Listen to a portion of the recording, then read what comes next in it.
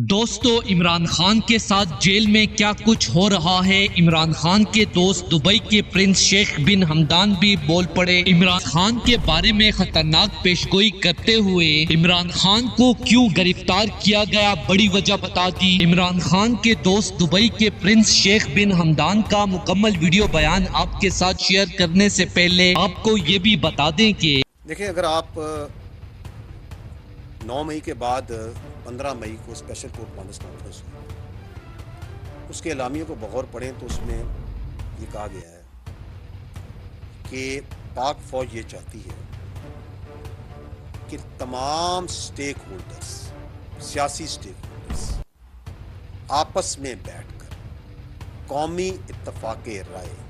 پیدا کریں، اور یہ ہم نے سانحہ 9 مئی کے بعد 15 مئی کو کہا۔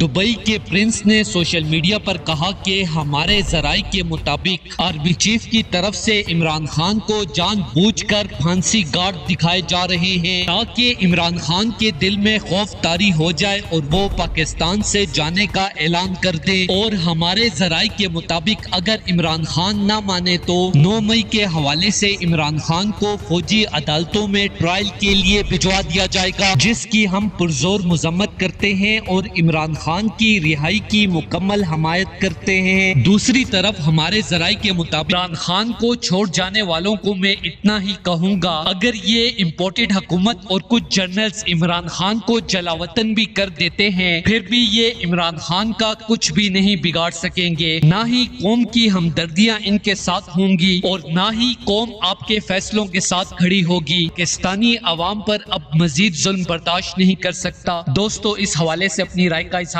کمنٹ سیکشن میں دیں۔ ویڈیو اچھی لگے تو لائک کریں اور اس چینل کو سبسکرائب کریں۔